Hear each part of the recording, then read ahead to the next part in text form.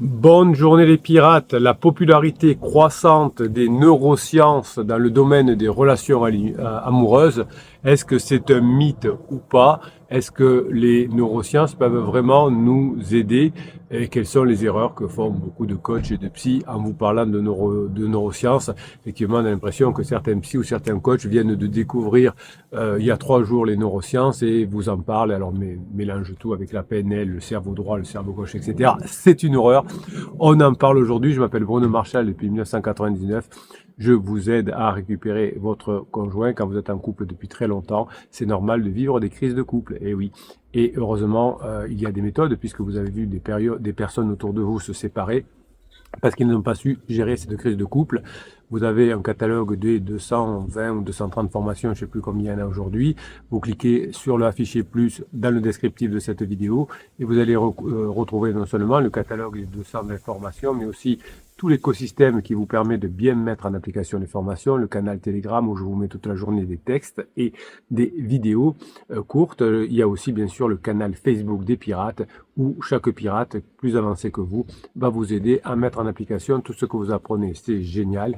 Et aujourd'hui, vous avez évidemment, comme tous les matins à 7 heures, une vidéo longue qui vient vous faire le point sur les crises de couple et comment effectivement ne pas se séparer pendant une crise de couple parce que ça arrive si on ne sait pas sait pas jouer le jeu, si on connaît pas les règles du jeu de la crise de couple, voire de la crise existentielle, hein, parce que si vous êtes ensemble depuis très longtemps, il est fort possible que votre conjoint traverse une crise existentielle, c'est possible. Donc le premier mythe des relations amoureuses contemporaines réside dans la croyance populaire selon laquelle les neurosciences offrent des solutions miracles aux conflits de couple. Pourtant, nous avons tous été témoins de la montée en flèche de ces pseudo-concepts neuroscientifiques qui sont malheureusement mal interprétés, souvent relayés d'ailleurs par de la PNL, des livres de développement personnel ou des influenceurs qui surfent là-dessus, puisque comme la PNL ne fonctionne plus, comme la PNL, on s'est aperçu que c'était finalement un objet marketing très intéressant au niveau marketing, mais pas au niveau efficacité, eh bien, toutes les personnes qui se sont trouvées piégées dans le PNL se sont mis, par la PNL, programmation neurolinguistique, se sont mis à parler de neurosciences. Évidemment, cette obsession collective pour le cerveau, quand je commençais à parler de neurosciences pendant mes études, c'était quelque chose de très scientifique, ça l'est toujours d'ailleurs, hein, mais aujourd'hui on a l'impression que c'est devenu quelque chose comme la PNL, quelque chose de très simple. Évidemment, hein, si on n'utilise pas bien les neurosciences, on peut avoir des difficultés et faire même des gros interdits. Donc finalement, cette obsession collective pour le cerveau, pour les neurosciences, qui vont résoudre tous les problèmes relationnels, reflète bien sûr, vous l'avez compris, d'une simplification dangereuse des découvertes réelles que nous avons chaque jour sur des thèses scientifiques. De même que l'on peut réparer un avion en expliquant simplement la physique de l'air, il est toutefois insensé de croire que la simple compréhension des mécanismes neuronaux résoudrait des années de crise conjugale ou des mois de crise conjugale, y compris ce qu'on appelle les crises existentielles, puisqu'il y a effectivement un travail à faire sur la psychologie individuelle pour progresser, mais aussi sur la psychologie collective, comprendre les relations de couple. Donc les dangers de simplification sont nombreux en neurosciences, notamment quand on veut les appliquer au couple. Finalement, rien n'est plus pernicieux que de croire qu'un comportement humain aussi complexe que les interactions de couple pendant une crise puisse être expliqué uniquement par une poignée de réactions chimiques dans notre cerveau. Si vous suivez cette chaîne depuis longtemps, vous l'avez compris. Et pourtant, on a souvent entendu des formules réductrices. C'est ton cerveau qui est câblé comme ça, c'est biologique, c'est ton instinct de survie, etc., etc. Ah, c'est des simplifications qui faisaient mal, évidemment. Quand votre conjoint passe en crise, vous avez vraiment votre conjoint vous et votre conjoint, vous passez en mode survie, évidemment, qui n'a rien à voir avec cette baliverne, finalement, d'instinct de survie.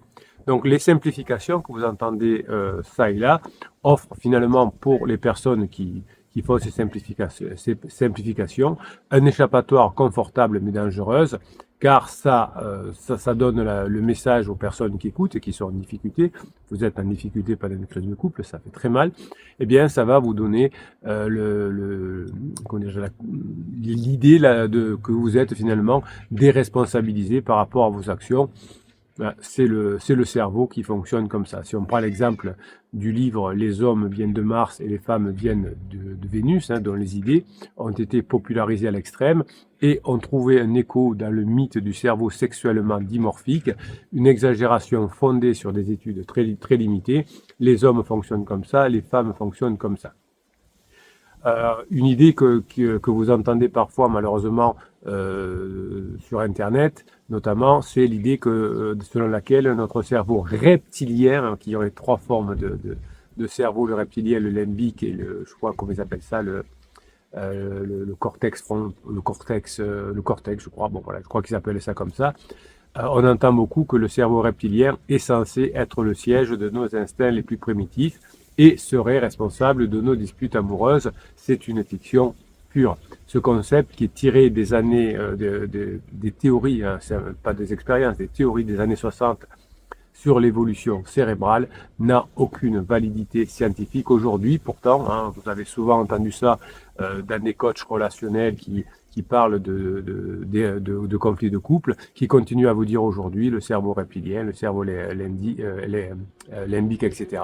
Et qui continuent aussi de vous dire que les conflits proviennent de réactions reptiliennes incontrôlables, Ça fait du mal à tout le monde, évidemment. Enfin, ça fait du bien peut-être au portefeuille de ceux qui disent ça, parce qu'ils simplifient le cerveau, et malheureusement, il y a des personnes qui tombent dans le piège.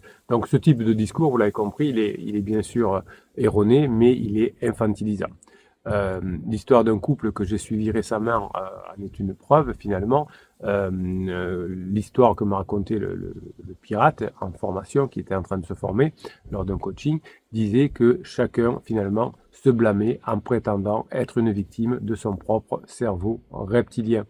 Il avait commencé, un pirate, c'est un homme, en disant « j'ai des réactions reptiliennes ». Ah, j'ai dit, vous avez suivi des conseils, il me dit oui, j'ai pris un coaching, un coach, ça n'a pas marché, etc. Ouais. Donc ce n'est finalement qu'en prenant conscience que le comportement n'est pas dicté uniquement par un hypothétique instinct primitif, mais par des choix personnels. Là, vous pouvez faire évoluer votre cerveau qui est aujourd'hui plastique à travers les formations que vous allez faire. Évidemment, si vous commencez à comprendre que rien n'est finalement définitif et que vous pouvez progresser, vous allez réussir à dénouer le conflit avec votre conjoint. Évidemment, la fausse croyance qu'on entend encore beaucoup trop, même si aujourd'hui on sait depuis très longtemps que ça fonctionne pas comme ça, c'est la fausse croyance du cerveau gauche et du cerveau droit. Oh, ça me fait, chaque fois que j'entends ça, ça me fait pousser des boutons. Ça fait des années qu'on sait que c'est plus valable. Et il y a encore des coachs, souvent même des jeunes coachs, qui devraient être à la pointe de quelque chose de nouveau, qui répètent des balivernes que les anciens coachs ont communiqué. Donc c'est un mythe populaire, le cerveau gauche analytique, le cerveau droit émotionnel, chacun contrôlant des aspects distincts de notre comportement selon ces personnes. C'est une vieille dichotomie qui est encore enseignée, pour ceux qui enseignent encore la PNL malheureusement. Elle est pourtant démontée aujourd'hui par toutes les études de neurosciences modernes. Pourtant, malheureusement, elle continue à persister dans certaines vidéos YouTube, dans beaucoup de vidéos YouTube d'ailleurs, et finalement ça continue à influencer la psyché collective négativement, particulièrement dans le conseil des relations amoureuses. Il ou elle est plus cérébral, c'est pour ça qu'on se comprend pas. Faux. Les études les plus récentes montrent que nos deux hémisphères fonctionnent en interaction continue, rendant une explication aussi simpliste que cerveau droit, cerveau gauche erronée. Un couple qui peut finalement croire sincèrement que ces disputes proviennent de leurs différences supposées vont s'éloigner au lieu de se rapprocher. Si cela ne vient pas certainement qu'il y en a un cerveau droit et un cerveau gauche, je vais y arriver, mais certainement qu'ils n'ont pas appris à ajuster leurs besoins et leurs attentes mutuelles. On a aussi une illusion du déterminisme neurologique dans les comportements amoureux, c'est une illusion, le déterminisme neurologique que l'on entend assez souvent aussi, cette idée selon laquelle notre comportement amoureux est entièrement prédestiné, prédéterminé par la structure de notre cerveau. C'est dangereux de simplifier comme ça.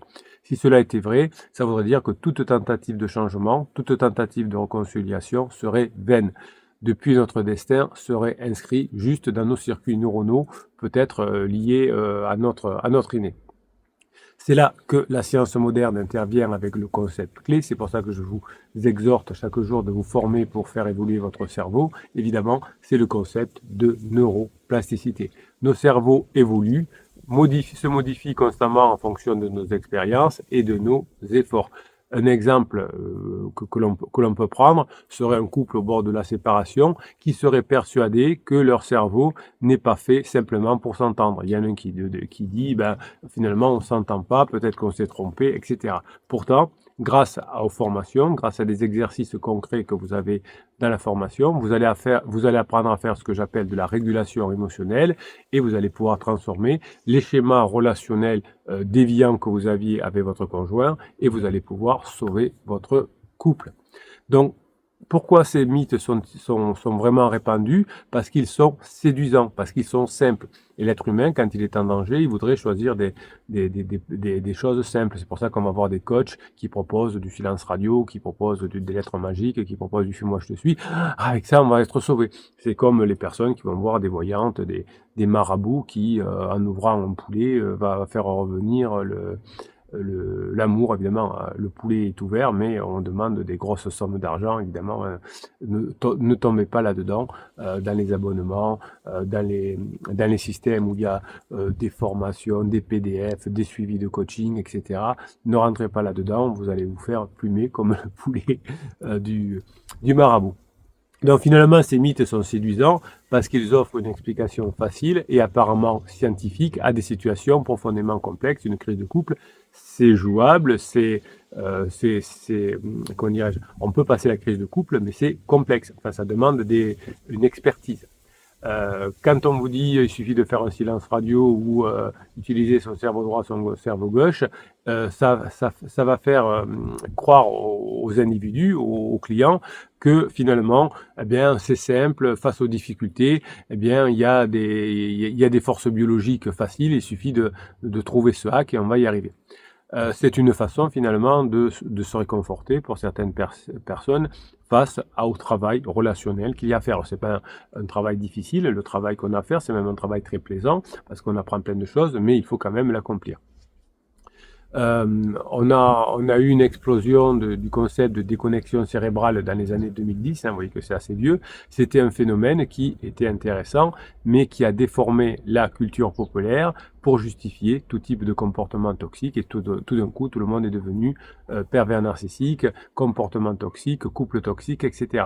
Évidemment, si vous voulez sauver votre couple, et vous allez le sauver avec l'apport des pirates, vous devez abandonner les explications simplistes et vous tourner vers des méthodes fondées sur la compréhension réelle des émotions, de la cognition et du fonctionnement.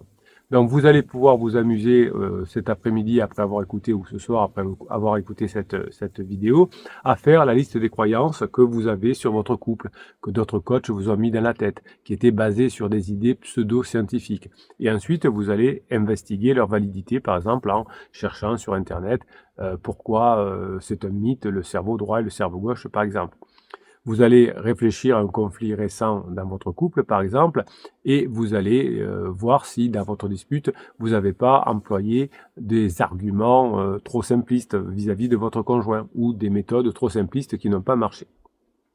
Donc en vous engageant dans de nouvelles activités, dans de nouvelles façons d'apprendre, vous allez sortir de votre cheminement traditionnel et vous allez augmenter votre zone de confort. Le but, c'est pas de sortir de sa zone de confort et d'aller se noyer, mais d'augmenter sa zone de confort pour être de plus en plus compétent. Et vous allez voir que tout ce que vous allez apprendre, ça va créer des nouveautés dans votre cerveau et ça va affecter bien sûr positivement votre relation, mais aussi de repenser totalement votre relation de couple, mais évidemment également tout ce que vous avez en tête, tout ce que vous avez vu depuis des années.